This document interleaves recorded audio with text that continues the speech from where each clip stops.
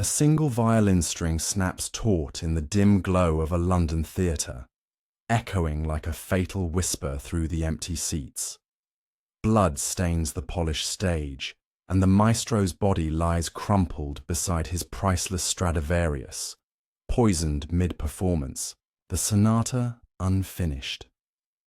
Welcome to The Stolen Sonata, Murder in Every Note, a Hercule Poirot mystery where every melody hides a killer's motive. Grab a cup of tea, settle in, and let this tale unfold. If you're hooked, hit subscribe. Your support means the world to us. Chapter 1. The Fatal Performance. The grand chandelier of the Royal Philharmonic Hall flickered like a dying heartbeat as the audience held its breath, waiting for the crescendo of Beethoven's Moonlight Sonata to swell into the night. It was a crisp autumn evening in 1925, the kind where fog clung to the cobblestones outside like a thief's shadow, and inside the air hummed with anticipation. Hercule Poirot, the diminutive Belgian detective with his impeccable moustache and sharper mind, sat in the third row, not as a guest of honour, but invited by an old acquaintance, the renowned conductor, Sir Reginald Hargrove. Poirot had little fondness for the chaos of orchestras, too many notes clashing like suspects in a lineup, but he'd come anyway, drawn by Hargrove's cryptic letter hinting at a discord in the ranks that only you can harmonise. Little did he know that harmony was the last thing on the programme that night. As the violinist, a striking woman named Eleanor Voss, raised her bow to the strings, the hall fell into a reverent silence.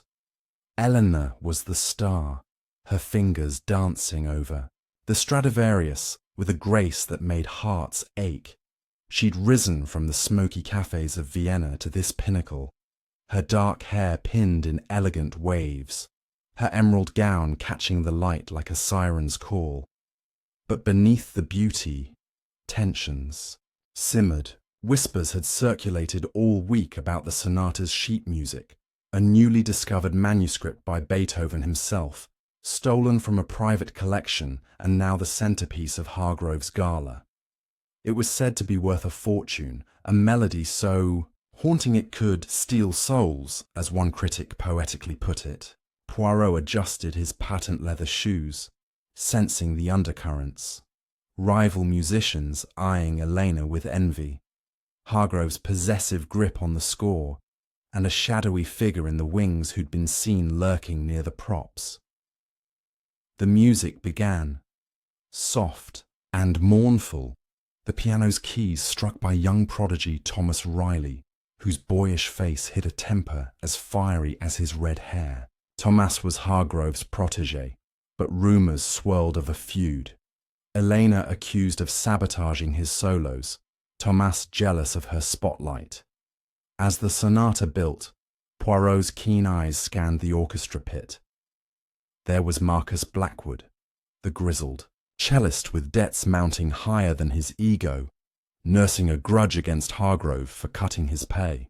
Beside him, Lila Thorne, the harpist whose delicate hands belied a sharp tongue, had been overheard arguing with Eleanor over stolen opportunities.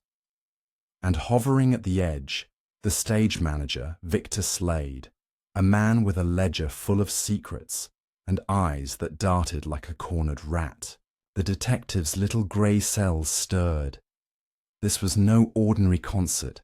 It reeked of intrigue, the kind where applause masked malice.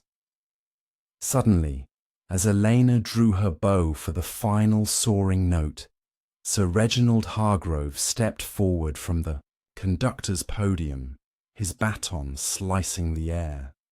He was a towering figure, silver-haired and imperious, his tailcoat straining against a belly earned from too many post-rehearsal brandies. "Ladies and gentlemen," he boomed, his voice cutting through the fading strains, "before we conclude, allow me to unveil the crown jewel, the original Beethoven Sonata, recovered at great peril.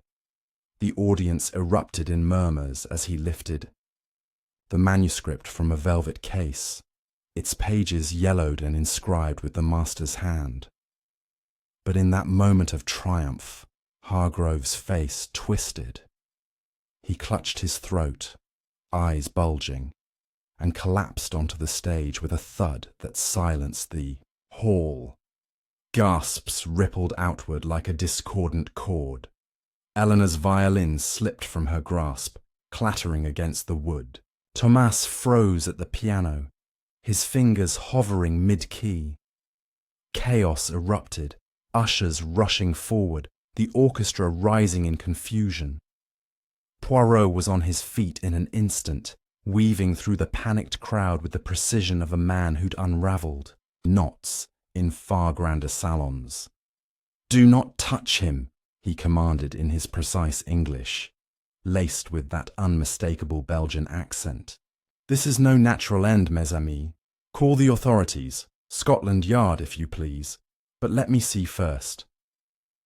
Kneeling beside the body, Poirot noted the froth at Hargrove's lips, the faint almond scent lingering in the air, cyanide, unmistakable to one who'd encountered it in the salons of Paris. The conductor's hand still gripped the sonata pages, now crumpled and stained with a dark bloom from his mouth. But where was the Stradivarius? Elena's violin lay nearby, but Hargrove's own priceless instrument, kept in a locked case backstage, was nowhere in sight. Stolen, in the midst of murder. Poirot's moustache twitched. The plot thickened like a symphony's fugue. As Inspector Japp arrived, his burly frame pushing through the velvet curtains, Poirot rose with a nod. "Mon cher Japp, you are just in time for the overture. Sir Reginald has been poisoned, and his violin, poof, vanished like a magician's trick," Japp grumbled, pulling out his notebook, but Poirot was already interviewing the principals. Eleanor Voss, pale and trembling, insisted she'd seen nothing amiss. "I was lost in the music," she said, her accent thick with emotion. "But earlier, during intermission, I caught Victor Slade near the props room. He handles the lights, always fumbling about." Victor, a wiry man in his 40s with grease-stained cuffs, protested vehemently. "Me? I was checking the spots for the finale. Hargrove was alive when I last saw him, barking orders as usual." Thomas Riley, wiping sweat from his brow, added fuel. "The old man was obsessed with that sonata. He accused me of eyeing it wrong. Said I'd never play it right. But poison, that's madness." Poirot listened, his eyes like twin searchlights, probing for the false note. Lila Thorne, plucking nervously at her harp strings, revealed a tidbit. Eleanor and the maestro were close. Too close, some said. Jealousy festers in these halls. Marcus Blackwood snorted from his chair, cello across his lap like a weapon. Close? Hargrove was bleeding the orchestra dry to buy that violin. If anyone's got motive, it's the one who stood to inherit his fortune or his fame. The detective paced the stage, the spotlight casting long shadows that danced like suspects, evading capture. He examined the baton, still clutched in Hargrove's rigid fingers. No residue there. The poison must have come from elsewhere. The brandy flask in the podium, the gloves Elena wore, or perhaps the very air of the hall laced with betrayal as the night wore on, with constables cordoning off the theatre and the audience herded into the lobby for statements. Poirot retreated to a quiet corner backstage. He lit a thin cigarette, exhaling thoughtfully. The stolen sonata manuscript lay on a table, guarded now, but its pages whispered of deeper mystery. Notes that Hargrove had sworn held a hidden code, a fortune in musical cipher, and the missing Stradivarius, worth millions its strings tuned to perfection, now silenced forever. No, Poirot mused, this was no random theft. Every player had a part. Elena's ambition, Thomas's rage, Lila's whispers, Marcus's greed, Victor's sleight of hand. But who had orchestrated the murder? The detective's mind whirred like a metronome, ticking toward revelation. Yet for now, the symphony of suspicion played on, each note a clue, each silence a lie. The investigation deepened as dawn crept over the Thames, the hall's opulence now a crime scene bathed in harsh electric light. Poirot interviewed the stagehands, uncovering a web of resentments. One crew member recalled Hargrove dismissing a rival composer earlier that week, a man named Dr. Felix Lang, who'd vanished after a heated row. He threatened to end the performance permanently, the man said, shivering. Poirot filed it away, then turned to the orchestra's ledger, borrowed from Victor's office. Debts piled high. Marcus owed bookies. Lila funded a failing affair. Thomas gambled on stocks. Elena. Her past was spotless, but her eyes held a shadow. Had she fled Vienna? For more than fame. The detective pocketed a stray violin string found near the body, its break too clean for accident. Poison delivered via a rigged instrument. Ingenious, if true. By midday, with Japp coordinating the search for the violin, rumours placed it in a black market den off Fleet Street. Poirot gathered the suspects in the green room. Mesdames et messieurs, he began, his voice calm as a lullaby. The sonata is stolen, the maestro dead, but the truth, it composes itself in the details you overlook. Elena fidgeted with her necklace, a gift from Hargrove perhaps. Thomas drummed, fingers on the table, mimicking piano keys. Lila avoided his gaze. Marcus puffed a pipe defiantly. Victor mopped his brow. Poirot leaned in. Who benefits from silence? The one who plays the final note alone. Murmurs rose, but no confessions. The detective smiled inwardly. The hook was set. The fish would bite soon. As the chapter of discovery closed, Poirot stepped out into the foggy street, the weight of the case settling like mist. The Royal Philharmonic would never sound the same, its echoes haunted by murder, but Hercule Poirot thrived on such disharmony, his little grey cells composing the solution note by perfect note. And as he hailed a cab toward his Baker Street flat, he couldn't shake the feeling that the stolen sonata's melody held the key, a tune that would unravel everything in the chapters to come. Chapter 2. Shadows in the Score. The fog clung to London's streets like a conspirator's cloak as Hercule Poirot stepped from his cab, his polished shoes clicking on the damp pavement outside the Royal Philharmonic Hall. It was the morning after Sir Reginald Hargrove's murder, and the theatre stood silent, its grand facade now a mourner draped in grey.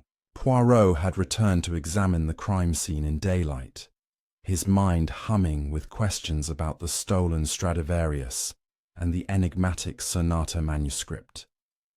The police had sealed the hall, but Inspector Japp, grumbling about early hours and cold tea, had granted the detective access. "Find something quick, Poirot," Japp muttered, rubbing his hands against the chill. "The press is sniffing, and the Home Office wants answers."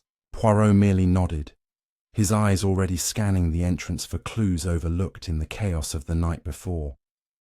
Inside, the auditorium felt cavernous, its velvet seats empty, the stage bare except for a chalk outline where Hargrove had fallen.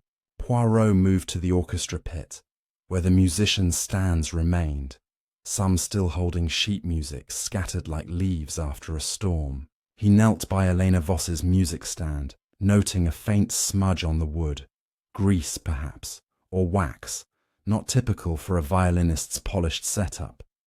His fingers traced the edge, finding a tiny nick, as if something sharp had grazed it. A tool, a weapon. His little grey cells buzzed. The manuscript of Beethoven's Sonata, now locked in Japp's evidence case, had been the evening's prize, but Poirot suspected its value went beyond sentiment.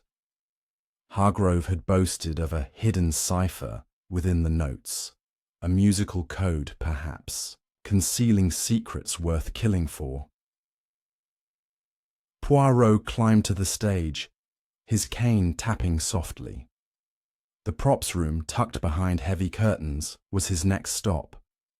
It was a cluttered space, filled with spare instruments, lighting rigs, and stacks of programs. Victor Slade, the stage manager, had been seen here before the murder, and Poirot's instincts prickled. He sifted through a box of tools, finding a small vial tucked beneath a coil of rope. Empty, but its rim bore a faint chemical scent, not unlike the cyanide that felled Hargrove.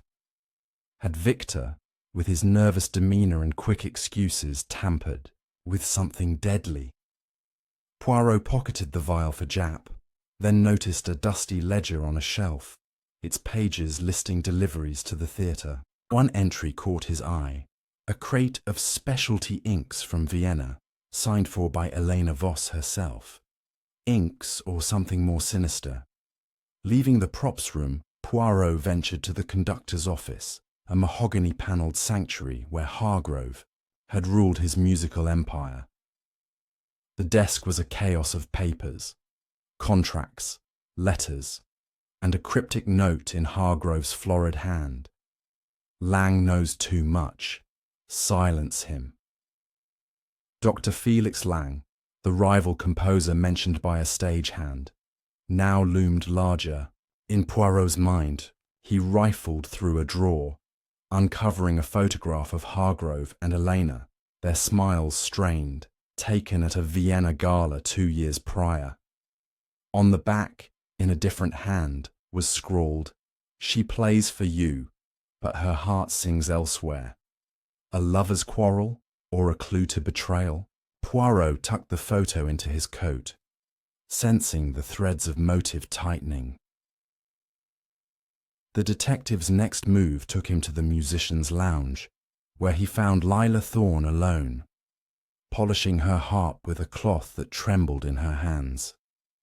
Her blonde curls framed a face pale with worry, and her eyes darted to Poirot as he entered. "Monsieur Poirot, I didn't expect you," she stammered, setting the cloth aside. "This place feels haunted now." Poirot smiled, disarming. "Mademoiselle, a ghost does not steal violins nor poison men. But you perhaps know of tensions in this orchestra." Lila hesitated, then leaned closer. Marcus Blackwood was furious with Hargrove. He said the maestro cheated him out of a solo last season, cost him a tour with the Berlin Philharmonic. Marcus drinks too much, talks too much too. Last week, I heard him muttering about settling scores. Poirot's moustache twitched. Marcus, the cellist with debts and a temper, was a promising suspect, but Lila's quickness to point fingers intrigued him. Was she deflecting? He pressed gently. "And you, mademoiselle, you spoke of stolen opportunities with Eleanor." Lila flushed, her fingers plucking a harp string, its note sharp in the quiet. "Eleanor thinks she's above us all," she said bitterly. "She flaunted that Stradivarius, a gift from Hargrove, some say. But I saw her arguing with Thomas Riley yesterday. Something about a rehearsal he botched on purpose."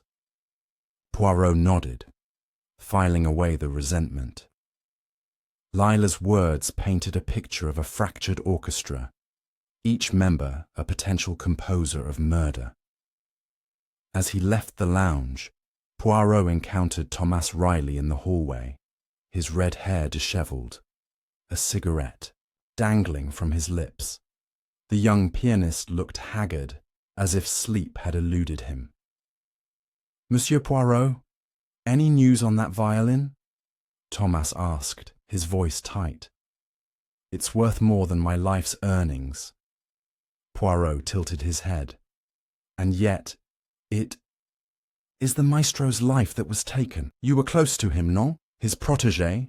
Thomas snorted, exhaling smoke. "Close? He treated me like a trained dog. Play this, practice that. He thought I'd ruin his precious sonata. Said I lacked soul." Maybe he was right. His eyes flickered with something, guilt or defiance. Poirot noted it, then asked, "You saw nothing unusual during the performance?" Thomas shrugged. "Just Victor skulking about as usual. Always near the props, fiddling with who knows what." The detective's thoughts swirled as he stepped outside, the fog now lifting to reveal a city alive with rumour. Newsboys shouted headlines about the maestro's murder, and Poirot overheard whispers of Dr. Felix Lang resurfacing at a seedy pub near the docks. Lang, the composer scorned by Hargrove, had motive aplenty, but where was he? And why had the ye? Stradivarius vanished while the manuscript remained. Poirot paused by the Thames, its waters murky as the case itself. He recalled the broken violin string from the stage, its clean snap suggesting sabotage. Had someone tampered with Eleanor's instrument, or Hargrove's own? The cyanide's delivery puzzled him, too precise for a random act, too bold for a novice. Returning to the hall, Poirot sought out Victor Slade, who was sweeping the stage with exaggerated care. "Monsieur Slade," Poirot began, his tone velvet over steel. "You are most diligent, yet last night you were seen near the props before the tragedy. Care to explain?" Victor's broom froze, his knuckles whitening. "I told you, I was fixing lights," he muttered, avoiding Poirot's gaze. "Hargrove was alive when I left him. Ask anyone." But his voice cracked, and Poirot sensed a lie as clear as a missed note. He pressed no further, knowing Victor would unravel in time. Instead, he examined the conductor's podium, finding a hidden compartment beneath the score stand. Inside was a single key, small and ornate, perhaps to a safe, or a secret. As the day waned, Poirot sat in a nearby cafe, sipping espresso and sketching a mental map of the suspects. Elena's charm masked ambition. Thomas's youth hid rage. Lila's softness veiled spite. Marcus's bravado cloaked desperation. Victor's deference concealed cunning. And Lang, the absent composer, lingered like a ghost in the score. The Stradivarius's theft pointed to greed, but the murder screamed of passion or revenge. Poirot's eyes gleamed as he murmured, "The sonata plays on, but its notes are a cipher, and I, Hercule Poirot, shall decode them." The stage was set for deeper truths, waiting in the shadows of the next act. Chapter 3. The Composer's Ghost. The Thames glittered under a rare afternoon sun as Hercule Poirot hailed a cab to the docks, his mind fixed on the elusive Dr. Felix Lang. The composer, absent since his row with Sir Reginald Hargrove, was a phantom, note in the symphony of suspects, and Poirot sensed his presence was key to unravelling the murder. The cafe's espresso still lingered on his tongue, sharp as the questions he carried. The ornate key from the conductor's podium, now tucked in his waistcoat pocket, felt heavier than its size. It unlocked something. But what? A safe? A secret? And why had the Stradivarius vanished while the sonata manuscript, supposedly priceless, remained behind? The detective's mustache quivered with anticipation. The docs promised answers, or at least a new verse in this deadly composition. The cab rattled through London's grimy underbelly, past warehouses and fish markets where gulls screamed like discordant violins. Poirot disembarked at the Black Anchor, a pub nestled among crates and coiled ropes, its windows smeared with salt and secrets. Inside, the air reeked of ale and tobacco, and sailors muttered over pints. Poirot, in his immaculate suit, drew stares, but his calm authority silenced them. At the bar, a grizzled keeper polished glasses with a rag that had seen better days. "Dr. Felix Lang," Poirot said, his voice low but firm. "He was here, non?" The keeper squinted, then nodded toward a shadowed corner. "Lang skulked in last night, ranting about music and betrayal. Left an hour ago. Try the boarding house on Rope Street." Poirot tipped his hat and ventured to the address. A sagging building with peeling paint and a landlady who eyed him like a tax collector. "Lang's upstairs," she grumbled, pointing to a creaking staircase. "Keeps to himself, but he's been pacing all night." Poirot climbed, his cane steady, and knocked on a door marked by a faded number. A voice, hoarse and sharp, called, "Who's there?" Poirot replied, "Hercule Poirot, seeking truth in the matter of Sir Reginald Hargrove." Silence. Then the door cracked open, revealing a man in his 50s, dishevelled, with wild grey hair and eyes like storm clouds. Dr. Felix Lang clutched a sheaf of musical scores, his fingers ink-stained. "Hargrove's dead," he spat. "Good riddance." Seated in Lang's cramped room, amid piles of manuscripts and empty gin bottles, Poirot probed gently. "You quarrelled with the maestro, monsieur. Threats were heard." Lang laughed bitterly, his hands trembling. "He stole my work, my sonata, years ago in Vienna. Passed it off as his discovery, that lost Beethoven score. It was mine, reworked from fragments, but Hargrove had the name, the money. He ruined me." Poirot's eyes narrowed. "And so you wished him silenced?" Lang's gaze faltered. "I wanted justice, not murder. Last night I was here, drinking my sorrows. Ask the barman." His alibi was thin, but his passion rang true. Yet Poirot noted a scrap of paper on the floor, scribbled with musical notes and the word cipher. He left it for now, thanking Lang and promising to return. Back at the Royal Philharmonic Hall, Poirot sought the orchestra's archives, a dusty room beneath the stage where records of past performances mouldered. He sifted through yellowed programs, finding one from Vienna, 1923, listing a sonata by Lang, performed by Hargrove's ensemble. The description matched the stolen manuscript's haunting melody. Had Hargrove plagiarized it, as Lang claimed? A librarian, an elderly man with spectacles, perched on his nose, shuffled in. "You're poking into old wounds, sir," he said. "Lang was a genius, but Hargrove blacklisted him after Vienna. Said he was unstable. Elena Voss was there too. She played that night." Poirot's mind sparked. Elena's connection to... Both men deepened her role in this drama. He next visited the evidence room, where Inspector Japp guarded the sonata manuscript. "Anything, Poirot?" Japp asked, chewing a sandwich. Poirot examined the pages, their notes dense with Beethoven's flourishes, but some annotations in fresher ink seemed out of place. "These markings," Poirot mused, "they are not merely musical, a pattern, perhaps a code." He traced a sequence of sharps and flats, his fingers pausing on a smudged symbol resembling a key. The key in his pocket, Did it unlock a hidden meaning within the score? Japp shrugged. You and your codes. I'm chasing that violin. Word is, it surfaced in a pawn shop near Covent Garden. Poirot followed the lead, arriving at a cluttered shop where a nervous pawnbroker displayed a Stradivarius case.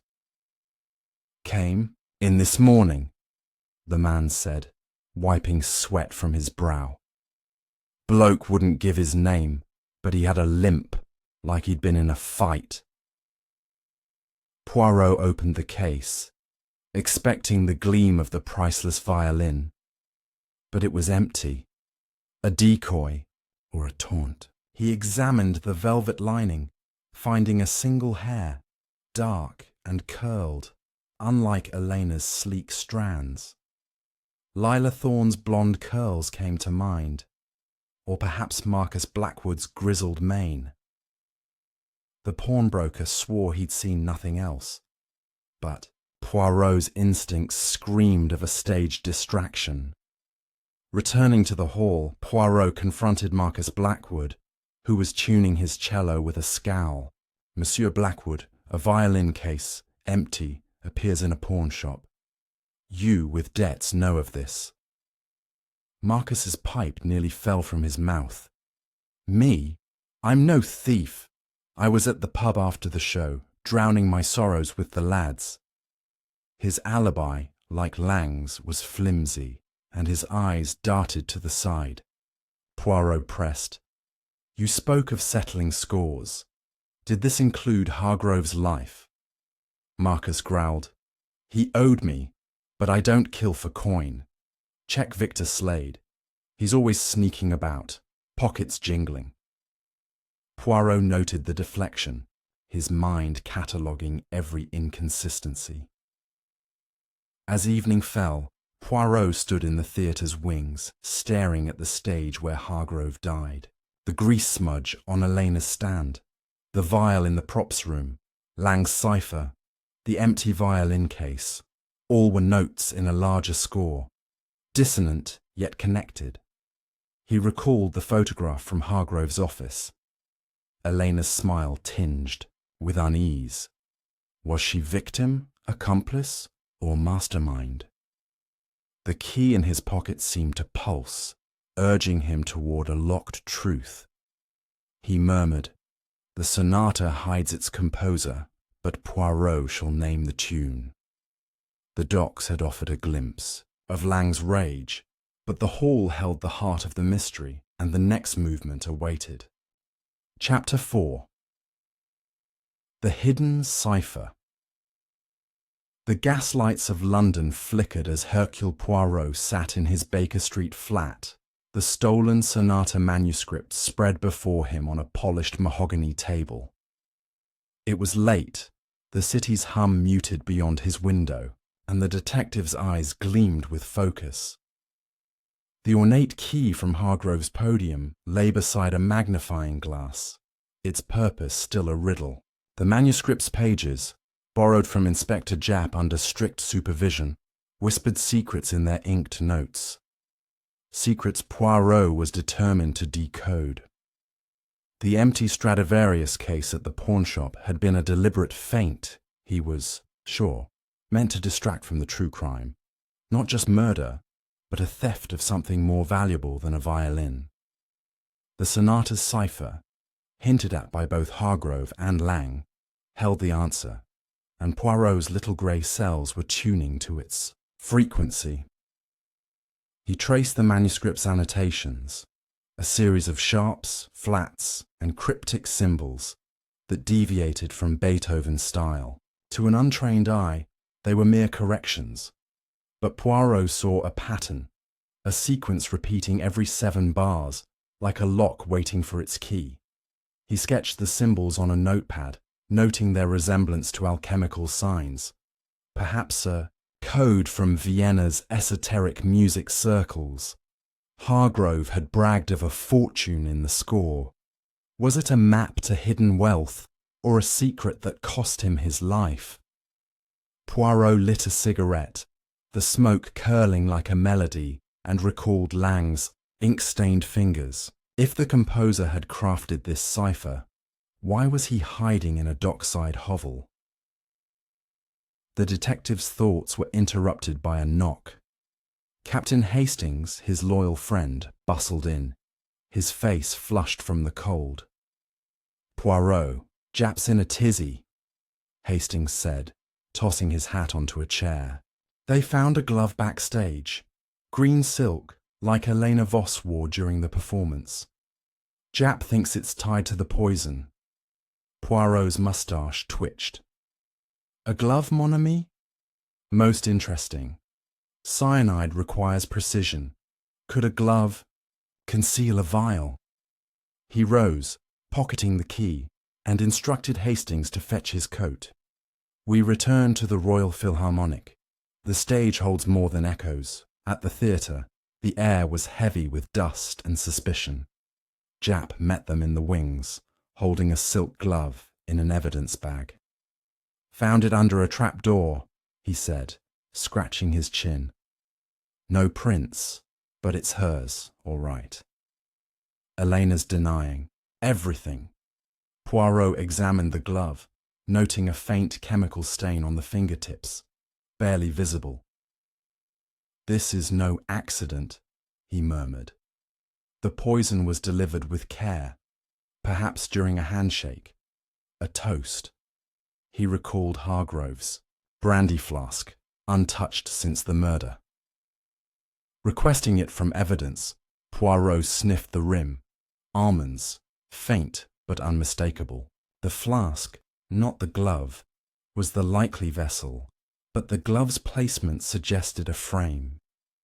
Poirot sought Helena Voss in her dressing room, where she sat brushing her dark hair, her emerald eyes wary. "Monsieur Poirot, I am no murderess," she said, her Viennese accent thick with defiance. "That glove, I left it in my case after the show." Poirot leaned forward, his voice soft. "And yet, mademoiselle, it finds itself under a trapdoor, stained with suspicion. Tell me of your time in Vienna with Hargrove and Lang." Elena's brush paused. "Felix Lang was brilliant, but broken. He loved me once, thought I'd play his music forever. Hargrove offered me fame instead. I chose the stage, not the shadows." Her words held a tremor, regret or fear. Poirot pressed. "And the sonata? You signed for inks from Vienna." Elena's eyes flashed. "For music stands, nothing more. Ask Victor Slade. He handled deliveries." Leaving Elena, Poirot descended to the basement, where the trapdoor lay near the orchestra pit. It led to a crawl space, dank and lined with pipes, where stagehands stored rigging. He found a scrap of cloth caught on a nail, black wool, not silk, perhaps from a coat.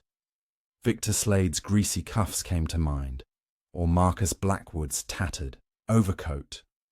The crawl space offered no further clues, but its secrecy intrigued Poirot. A perfect hiding spot for a killer, or a violin.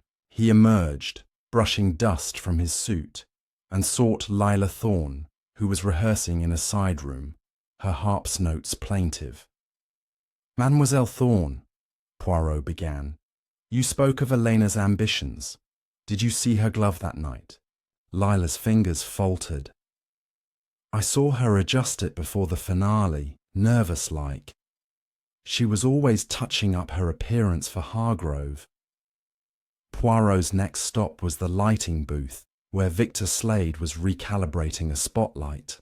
The stage manager's hands shook as he worked, his eyes avoiding Poirot's. "Monsieur Slade, you are everywhere yet unseen," Poirot said, his tone probing. "The trapdoor, the props, the deliveries. Your fingerprints are on this tragedy, or none?" Victor dropped a wrench, his face paling. "I'm just the help, sir. I move things, fix things. That ink delivery. Routine, for programs. Elena signed because I was busy." Poirot noted the sweat on Victor's brow, the too quick denial. He changed tack. The black cloth in the crawl space. Yours? Victor stammered. I don't know. Stagehands wear dark coats. Could be anyone's. As night fell, Poirot returned to the manuscript, now back in Japp's custody. He requested a second look, comparing the cipher's symbols to a book on musical cryptography from his personal library. The pattern aligned with a 19th century Viennese code, used by composers to hide messages and scores. Decoding a fragment, Poirot uncovered the word vault. A bank vault, a hidden chamber. The key in his pocket seemed to hum with purpose. He visited a local musicologist, Dr. Agnes Holt, who confirmed Lang's reputation for embedding secrets in his work. Felix was obsessed with ciphers, she said, adjusting her glasses. He believed music could guard fortunes. Hargrove mocked him for it. Poirot ended the day at a telegraph office, wiring Vienna for records on Lang's Sonata. The reply would take hours, so he strolled the embankment, the Thames reflecting his thoughts. The glove, the flask, the cloth, the cipher, all pointed to a conspiracy, with Eleanor at its heart or its pawn. Victor's nerves betrayed knowledge. Lila's gossip hid envy, and Lang's absence screamed guilt. The key, small and ornate, was the next note to play. Poirot murmured, "The sonata's secret is a lock, and I hold the key. But to what door?" The mystery's rhythm quickened, leading to the next movement. Chapter 5. The Vault's Whisper. The dawn light filtered through Poirot's curtains, casting delicate shadows across his Baker Street flat as he sat with a steaming cup of tisane. The ornate key from Hargrove's podium gleamed on the table, its purpose still veiled, but the word vault, decoded from the sonata's cipher, echoed in his mind. A bank vault, a hidden compartment. The telegram from Vienna had arrived overnight, confirming Dr. Felix Lang's sonata was indeed performed in 1923, with annotations matching those in Hargrove's manuscript. The composer's claim of theft gained weight, but Poirot sensed a deeper motive. Someone had killed to protect or claim the cipher's secret. His little grey cells danced as he donned his coat, determined to follow the key's trail. Poirot arrived at the Royal Philharmonic Hall, where morning rehearsals were cancelled, leaving the building eerily quiet. Inspector Japp was outside, barking, orders to constables searching for the missing Stradivarius.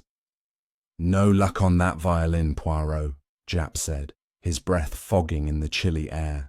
"But we found a bank statement in Hargrove's office. Shows he withdrew a fortune last month, then deposited it somewhere secret." Poirot's eyes gleamed. "A vault, perhaps, mon ami. Let us see where this key leads." They entered Hargrove's office, where Poirot examined the walls for hidden panels. Behind a portrait of Beethoven, he found a small safe, its lock matching the key's design. With a click, it opened, revealing a single document, a deed to a private vault at Barclays, on Threadneedle Street. At the bank, a stern manager led them to a subterranean chamber lined with steel boxes. Hargrove's vault, number 472, required the key and a passcode. Poirot tested Beethoven, but it failed. Recalling the cipher's pattern, he tried Sonata. The door swung open. Inside was a leather pouch containing diamonds, their facets catching the dim light like frozen notes. "Mon Dieu," Poirot murmured. "A fortune hidden in plain sight." Japp whistled. "Enough to kill for, but who knew?" Poirot's mind flashed to Lang's ink-stained scores, Elena's Viennese inks, Victor's nervous hands. The diamonds linked the murder to greed, but the Stradivarius's theft suggested a second agenda. Returning to the theatre, Poirot sought Thomas Riley, the fiery pianist, who was practicing scales in a rehearsal room, his fingers pounding the keys with restless energy. "Monsieur Riley," Poirot began, his voice smooth. "You knew of Hargrove's wealth, no? A man so close to the maestro might know his secrets." Thomas's hands froze, his freckled face tightening. "I knew he was rich, but diamonds, that's news to me. Hargrove kept me on a leash, said I'd earn my keep when I mastered his precious sonata." Poirot noted the bitterness, then asked, "And the vault? Did he speak of it?" Thomas shook his head, but his eyes flicked to the door, where Lila Thorne lingered, eavesdropping. Poirot approached Lila, her harp silent today, her fingers twisting a handkerchief. "Mademoiselle, you listen closely, yet you say little," he said, his gaze piercing. "What do you know of Hargrove's vault?" Lila's lips parted, then closed. I heard him mention a safe once to Elena. He said it held his legacy. I thought he meant the manuscript." Her voice wavered, and Poirot sensed half-truths.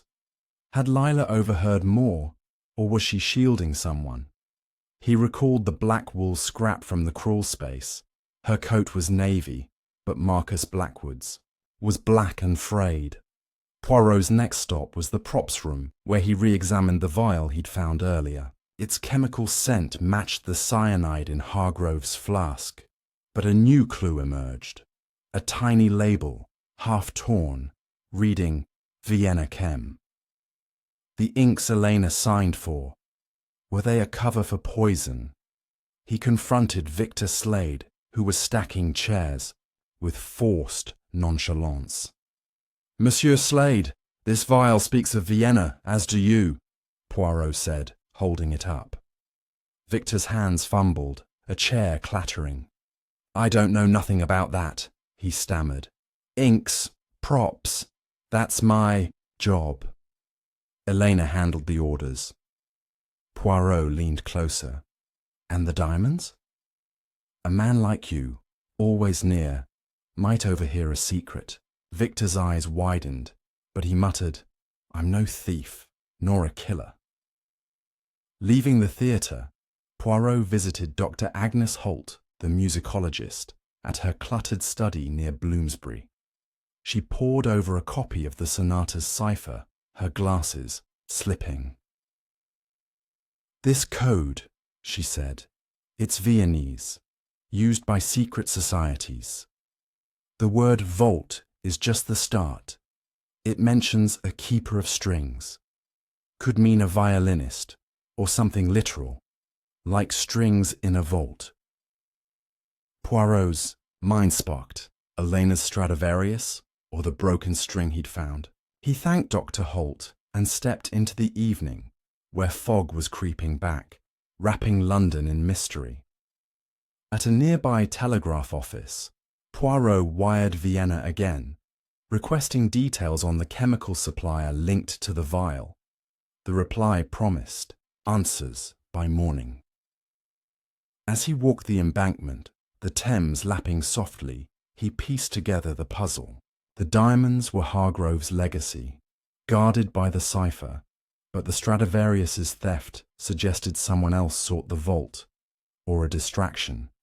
Elena's glove, Victor's vial, Thomas's rage, Lila's eavesdropping, Marcus's debts, Lang's grudge, each played a note in the murderer's score.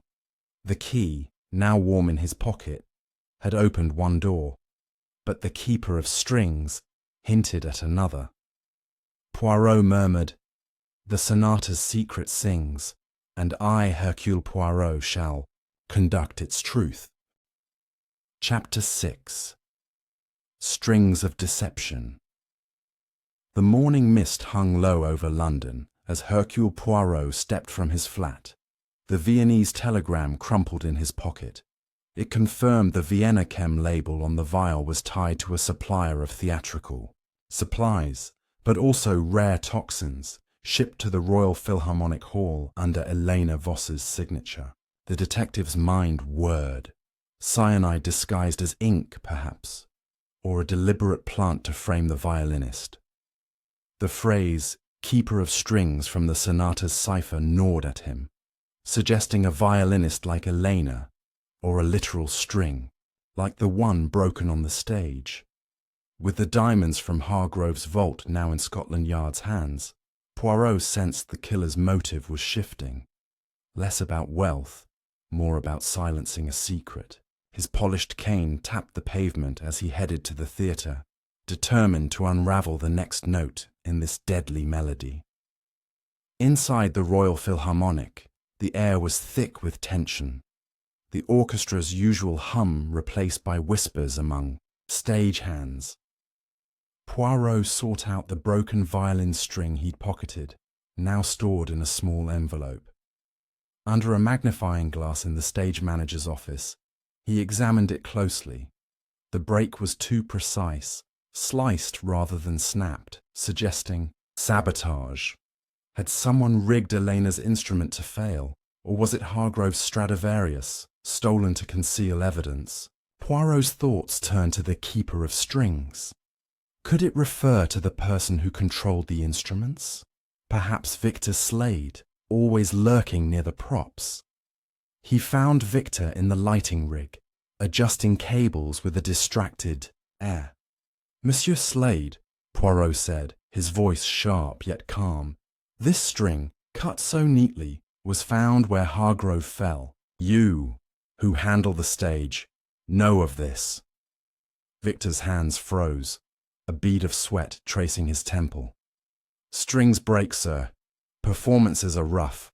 I don't touch the instruments." Poirot held up the vial's torn label. "And this? From Vienna, like the inks you claim were routine." Victor's eyes darted to the exit.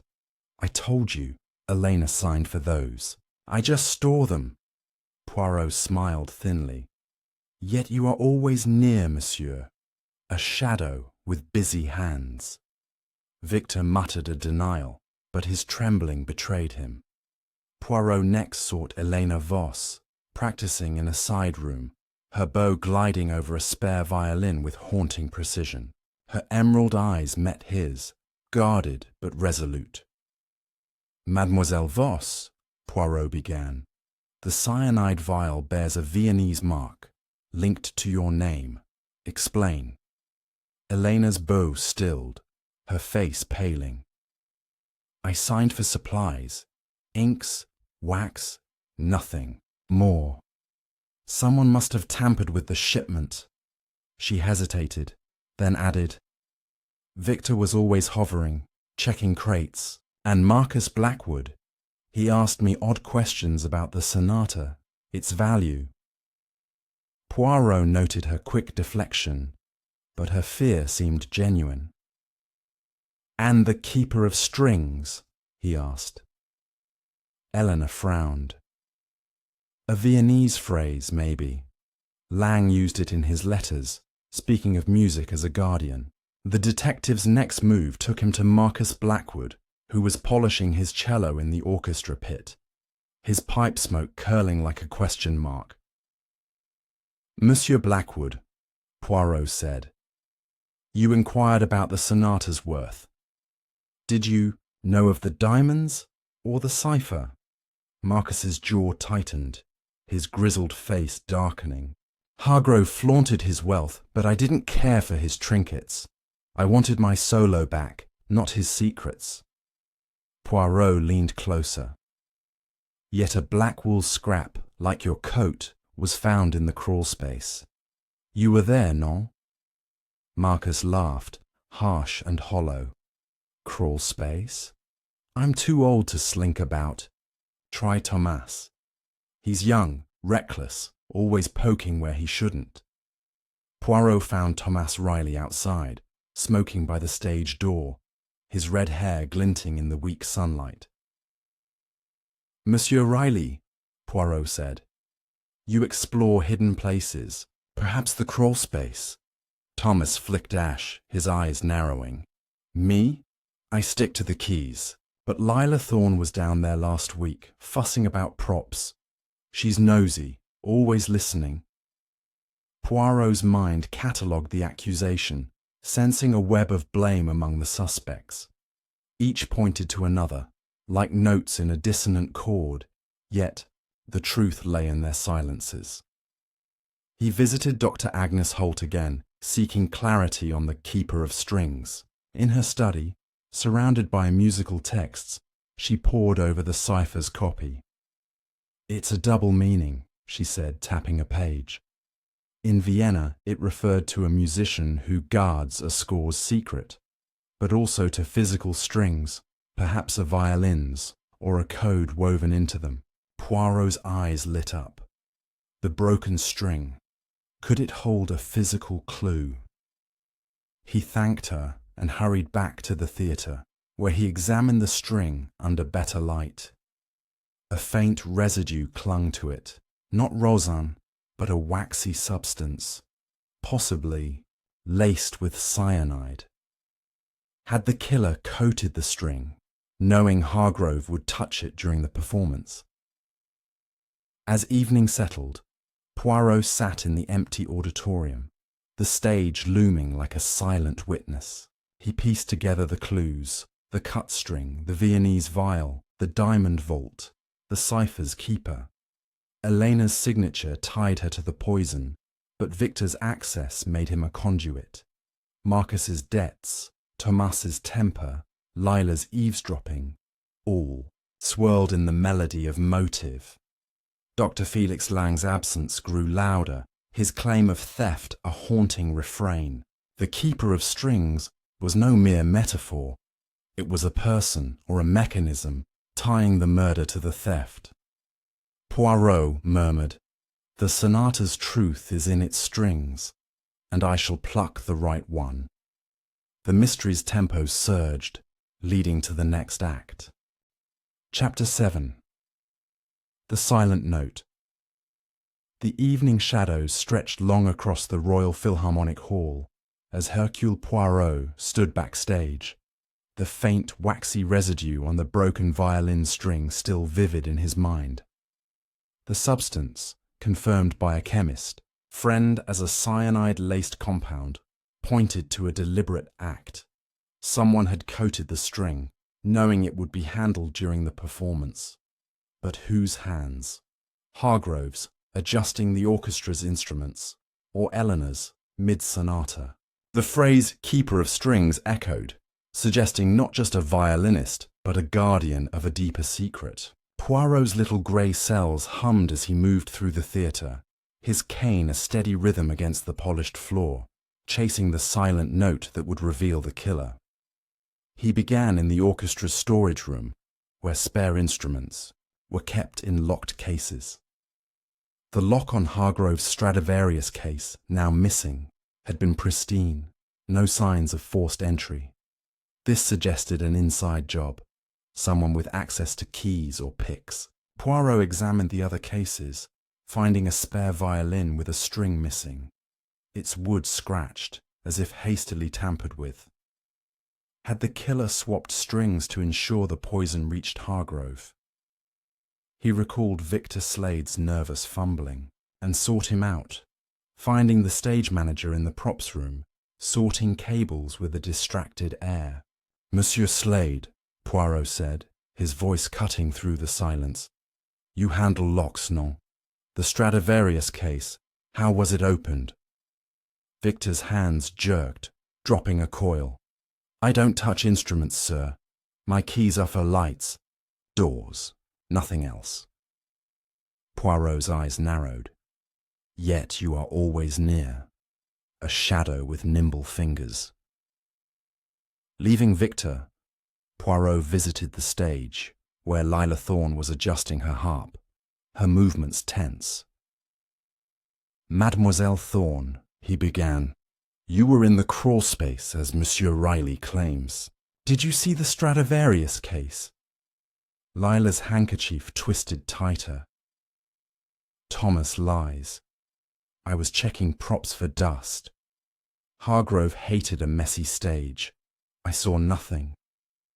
Her denial was swift, but her eyes flicked to the orchestra pit, where Marcus Blackwood's cello leaned against a chair. Poirot followed her glance, noting a faint scratch on the cello's bridge, similar to the spare violins. "And Monsieur Blackwood?" Poirot pressed. "His debts? Did he speak of Hargrove's wealth?" Lila hesitated. "He grumbled about money, said Hargrove owed him a fortune for past slights." Poirot found Marcus in the green room, his pipe smoke thick, his grizzled face set in a scowl. "Monsieur Blackwood," Poirot said, "your cello bears a mark, like a string was cut. You handled instruments that night, no?" Marcus's pipe paused mid-puff. "My cello's old, scratched from years. I don't meddle with violins. Ask Elena, she's the star." His deflection was gruff, but Poirot sensed fear beneath the bluster. "The diamonds," Poirot added. "You knew of them?" Marcus snorted. "Hargrove's toys. I play for wages, not gems." Yet his fingers drummed nervously, betraying a lie. The detective's next move took him to Thomas Riley, who was pacing outside the theatre, his cigarette glowing in the dusk. "Monsieur Riley," Poirot said, "you accused Mademoiselle Thorne of snooping. Did you see her near the instruments?" Thomas flicked ash, his eyes sharp. "Lila's always poking about, jealous of Elena's spotlight, but I saw Victor, near the cases before the show, fiddling with something. He's too quiet for my liking." Poirot nodded, cataloguing the blame. Each suspect wove a web, pointing fingers to deflect scrutiny, but the cyanide string tied them all to the crime. Poirot returned to Dr. Agnes Holt's study, seeking insight into the cipher's keeper of strings. She was poring over a Viennese text, her glasses fogged with concentration. "The term," she said, "could mean a luthier, someone who crafts or repairs strings. Hargrove employed one, Gustav Klein, in Vienna. He vanished after the 1923 gala." Poirot's mind sparked. Klein, another shadow from Elena's past. He wired Vienna for records on the luthier, suspecting a link to the tampered string. The reply would take time, so he revisited the stage, examining the trapdoor where Elena's glove was found. A tiny splinter of wood, embedded with wax, matched the string's residue. The trapdoor led to the crawl space, a perfect spot to swap by poisoned string unnoticed. As night deepened, Poirot sat in the auditorium, the empty seats like silent jurors. He pieced together the clues. The cut string, the scratched instruments, the missing luthier, the diamond vault. Victor's access to props, Lila's crawlspace visits, Marcus's debts, Thomas's accusations, Elena's Viennese ties, all formed a dissonant chord. The keeper of strings was no mere musician, but a craftsman of death, rigging the stage for murder. Poirot recalled a detail from Lang's room, a sketch of a violin with annotated strings labelled Vienna Chem. Had Lang, or someone, posing as him, supplied the poison? The detective murmured, "The silent note is the deadliest, and I shall make it sing." The mystery's cadence tightened, poised for the next revelation. Chapter 8. The Luthier's Shadow. The gaslights of London cast a golden haze as Hercule Poirot stepped from a cab near the British Museum, clutching a fresh telegram from Vienna. It revealed Gustav Klein, the luthier linked to Hargrove's 1923 gala, had vanished after delivering a custom violin string to the Royal Philharmonic's Vienna tour. A string rumoured to be experimental, coated with a chemical resin. The detective's mind raced. The cyanide-laced string from Hargrove's murder bore a similar wax, tying Klein to the crime across years and borders. Was Klein the keeper of strings, or had someone used his craft to kill? Poirot's cane. tapped a steady rhythm as he headed to the theatre, determined to trace this ghostly figure through the symphony of clues. At the Royal Philharmonic Hall, the morning was quiet, the stagehands sweeping away the last traces of the crime scene. Poirot sought the orchestra's instrument logs, kept in a dusty ledger by the storage room. Flipping through brittle pages, he found an entry from 1923. Klein, G. Specialty string, delivered to E. Voss for gala. Eleanor's name again, a recurring note in the score of suspicion. Had she known of Klein's work, or was her signature a convenience for another? Poirot's eyes scanned the room, landing on a locked cabinet labelled Repairs. Using a hairpin from his pocket, a trick learned in Brussels, he opened it, revealing a bundle of old strings, one marked with a faint GK in ink. The wax residue matched the murder strings. He confronted Elena Voss in her dressing room, where she was tuning a borrowed violin, her movements precise but tense. "Mademoiselle Voss," Poirot said, holding up the marked string. "Gustav Klein, your luthier from Vienna. His work appears in our tragedy. You signed for his delivery." Elena's bow trembled, her face draining of colour. Klein. He was a genius with strings, but I only used his work once for that gala. Hargrove insisted. He said Klein's strings sang like no other. Poirot leaned closer. "And the resin? A poison, perhaps?" Elena's eyes widened. "I knew nothing of poison. Victor Slade stored those strings. He'd know more." Her voice held a plea, but Poirot sensed a half-truth. Next, Poirot tracked Victor Slade to the props room, where he was untangling ropes with a distracted scowl. "Monsieur Slade," Poirot said, his tone sharp. "You stored Klein's strings, marked with his initials.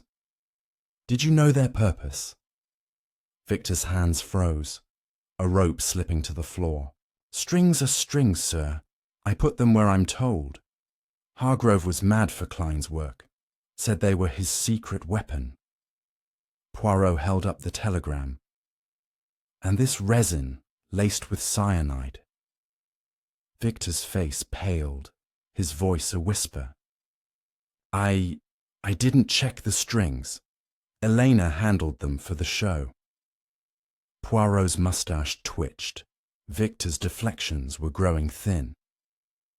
In the orchestra pit, Poirot found Lila Thorne, her harp-strings gleaming under the stage lights. "Mademoiselle Thorne," he began, "you spoke of Elena's closeness to Hargrove. Did she mention a luthier, Gustav Klein?" Lila's fingers plucked a nervous note. "Not by name, but she bragged about special strings for the sonata, said they gave her an edge. I thought it was just her ego." Poirot noted the envy in her tone, then asked, "And you, in the crawl space, did you see such strings?" Lila shook her head, too quickly. "I told you, I was checking props, not instruments." Her eyes darted to Marcus Blackwood, tuning, his cello nearby. Poirot approached Marcus, his pipe smoke curling like a warning. "Monsieur Blackwood," Poirot said, "Klein's strings were used in Vienna, and now here, with poison. You, with your debts, knew of Hargrove's secrets." Marcus's jaw tightened. "I play what's given me. Strings, poison. That's not my game. Try Thomas. He was always cozying up to Hargrove, fishing for favours." Poirot's eyes narrowed. Marcus's gruffness hid something, perhaps knowledge of the vault's diamonds or the cipher's worth. He found Thomas Riley in a rehearsal room, his fingers restless on the piano keys. "Monsieur Riley," Poirot said, "you sought Hargrove's favour. Did he speak of Klein or special strings?" Thomas's hands paused, his eyes flickering. Hargrove rambled about Vienna, some luthier who made his instruments sing. I didn't care. My job was the keys, not strings. Poirot pressed. And the crawl space? You accused Leela of snooping. Thomas shrugged. She was there, poking. About. Maybe she saw something. His casual tone felt forced, a note out of tune. Poirot visited Dr. Agnes Holt once more, her study now a haven of manuscripts and candlelight. Klein was a recluse, she said, adjusting her glasses. His strings were treated with experimental resins, rumoured to enhance sound but unstable. Vienna's music circles whispered of his ties to secret societies, coding messages into instruments. Poirot's mind sparked, Klein's strings as a cipher's vessel. He thanked her and returned to the theatre, examining the stage's trapdoor again. A faint scratch near the hinge suggested a tool, perhaps used to plant the glove or swap the string. As dusk settled, Poirot sat in the empty auditorium, the stage a silent witness to betrayal. The clues aligned: Klein's string, Elena's signature, Victor's access, Lila's envy, Marcus's debts, Thomas's ambition. Dr. Felix Lang's shadow loomed, his Viennese grudge tied to Klein's craft. The keeper of strings was no mere luthier, but a mastermind, weaving poison into performance. Poirot murmured, "The luthier's shadow plays a deadly note, and I shall find its source." The mystery's rhythm pulsed, leading to the next movement. Chapter 9. The Coda of Betrayal. The London fog curled like a sinister melody around the Royal Philharmonic Hall as Hercule Poirot stood in the orchestra pit, his eyes fixed on the spot where Sir Reginald Hargrove had collapsed. The cyanide-laced string, Gustav Klein's Viennese craft, pointed to a calculated murder, but the missing Stradivarius and the Sonata's cipher suggested a deeper conspiracy. The keeper of strings was no mere luthier, Poirot now believed, but a figure orchestrating death and deception. The detective's little grey cells thrummed as he clutched the ornate key from Hargrove's podium, sensing it unlocked more than a vault. It held the truth to the killer's identity. With evening approaching, Poirot resolved to confront the suspects together, to play their discord against them and reveal the final note.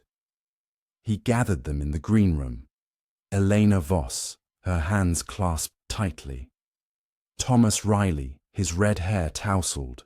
Lila Thorne, clutching her handkerchief. Marcus Blackwood, puffing his pipe. And Victor Slade, fidgeting with a prop wrench. Inspector Japp stood by the door, notebook in hand, as Poirot paced, his voice calm but commanding. "Mesdames et messieurs," he began, "a murder has been composed here, with a poisoned string as its instrument. The Stradivarius is gone, the diamonds found, but the Sonata's cipher hides the true motive. Who among you is the keeper of strings?" Murmurs rippled, eyes darting, but no one spoke. Poirot turned to Elena. "Mademoiselle Voss, you signed for Klein's strings, linked to Vienna and cyanide. You loved Hargrove, yet betrayed him with Lang." Eleanor's eyes flashed. "I loved no one. Hargrove used me. Lang obsessed over me. I signed for supplies, nothing more." Her voice cracked, and Poirot noted her trembling hands. Fear or guilt? He faced Victor next. "Monsieur Slade, you stored the strings, moved through shadows. Did you lace one with poison?" Victor's wrench clattered to the floor. "I'm no killer. I just followed orders. Hargrove's, Elena's." His panic was palpable, but Poirot pressed on. To Lila he said, "Mademoiselle Thorne, your envy of Elena is clear. You were in the crawl space, near the poisoned string. Lila's face flushed. I envied her talent, not her life. I saw Victor near the cases, not me. Poirot turned to Marcus. Monsieur Blackwood, your debts drove you to desperation. Did you steal the Stradivarius to settle them? Marcus's pipe shook. I'm no thief. Hargrove owed me, but I didn't. Kill him. Finally, Poirot eyed Thomas. Monsieur Riley, your ambition burned. Did you sabotage the Sonata for your own glory? Thomas sneered. I wanted fame, not blood. Ask Elena. She knew Klein's secrets. Poirot paused, letting their denials clash like a dissonant chord. He held up the key. This opened Hargrove's vault, but another lock awaits. The cipher speaks of a keeper of strings, a guardian of secrets. Dr. Felix Lang, absent yet present, claimed the sonata as his. But I propose another keeper. He stepped to a piano in the corner, striking a single note, a clear, haunting C. The string was poisoned, yes, but not for Hargrove alone. It was a message, a coda of betrayal. He turned to the group, his eyes piercing. One of you planted the glove to frame Elena. Another hid the string to confuse. But the true killer used Klein's craft to silence Hargrove's theft. A commotion outside interrupted. Captain Hastings burst in, breathless. Poirot, we've found Lang. He's at the docks, boarding a ship. Poirot nodded, his plan unfolding. Bring him, mon ami. His note must be played. Jap dispatched constables, and within the hour, Dr. Felix Lang stood before them, dishevelled and defiant. You accuse me, Poirot, Lang spat. Hargrove stole my life's work, but I didn't kill him. I was at the pub. Poirot smiled thinly. Yet your cipher, monsieur, lives in the sonata. You knew of Klein's strings, their deadly potential. Lang's eyes darted to Elena, a flicker of pain. She betrayed. Me too, but I'm no murderer. Poirot paced, piecing the final bars. The poisoned string was Klein's, ordered by Elena, but handled by Victor. The glove, Lila's envy made manifest. Marcus's debts, Thomas's ambition. Distractions, not motives. Lang's cipher hid the diamonds, but the murder was personal. The keeper of strings, Poirot said, is not one person, but a collaboration. Two of you conspired, one to poison, one to steal. He stopped before Victor, whose sweat betrayed him. You, monsieur, laced the string, knowing Hargrove would adjust it. And you, he turned to Eleanor. You ensured it reached him, driven by Lang's old love and Hargrove's betrayal. Elena gasped. Victor froze, and the room held its breath. As Jap moved to cuff them, Poirot raised a hand. Not yet, mon ami. The Stradivarius remains lost, and the cipher's final secret waits. He looked to Lang. Your score, monsieur. Where is its last page? Lang's shoulders slumped, defeated. Hidden in the violin's case, a map onto Klein's workshop. Poirot nodded, the puzzle nearly complete. The killer's coda was played, but the Stradivarius's final note lingered, waiting to be found. He murmured, The betrayal is revealed, but the symphony's end is yet to come. Chapter 10. The Final Note.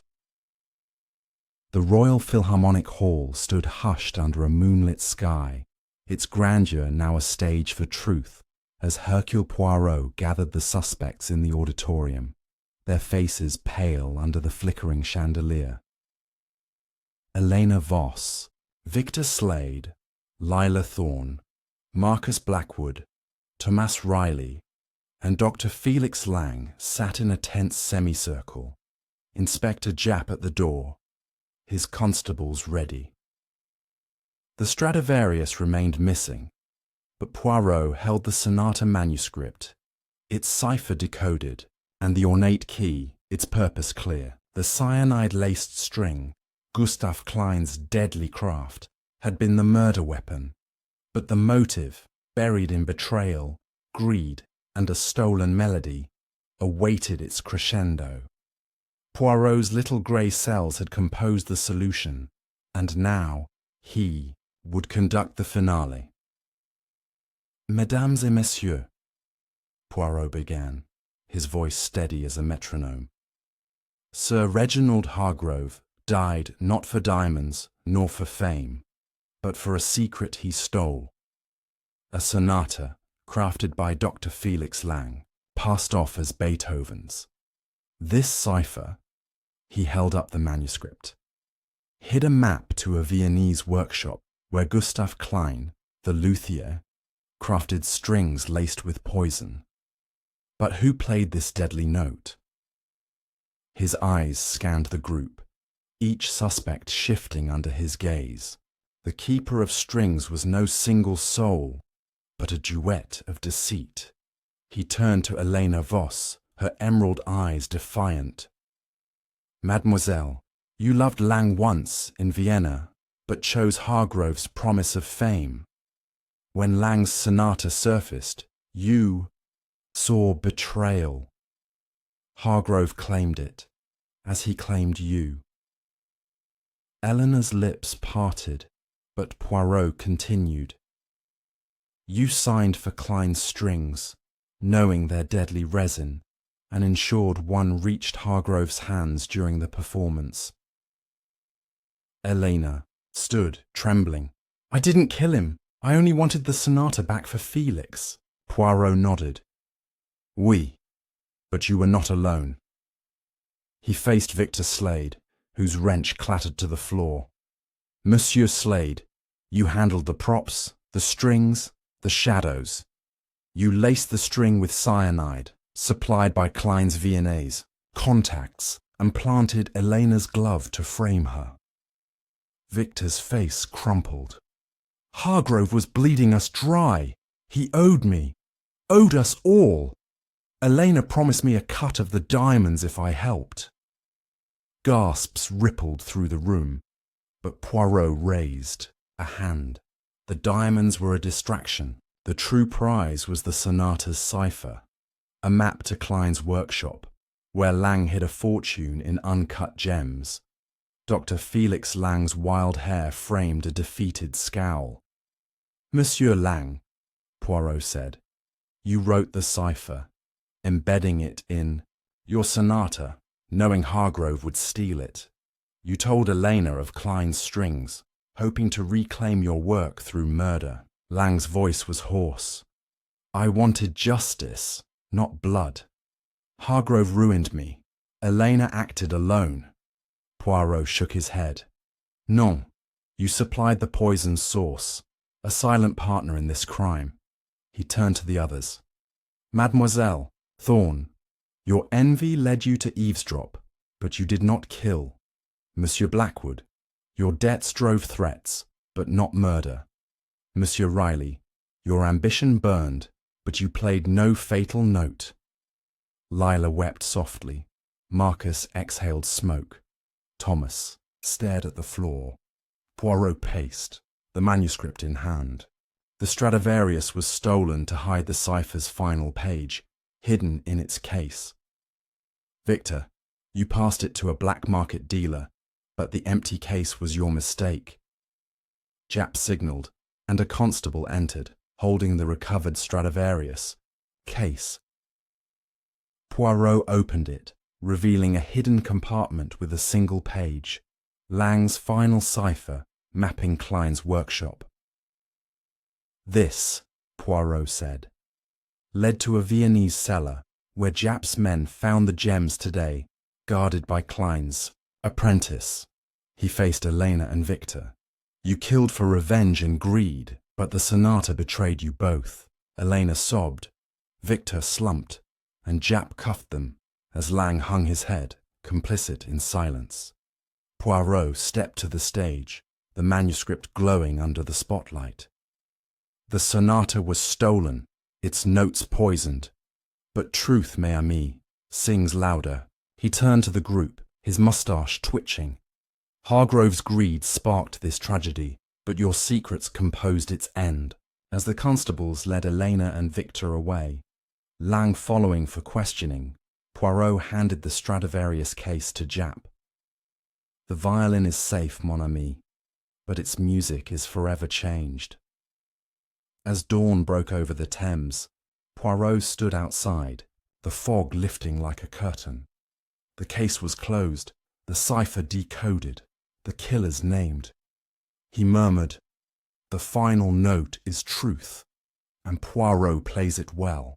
The Royal Philharmonic would echo with this tale for years, a symphony of betrayal resolved by his little grey cells. If you've enjoyed this mystery, dear viewers, please like and subscribe. Your support means the world to us. Take a seat, share your thoughts below, and let us unravel more stories together.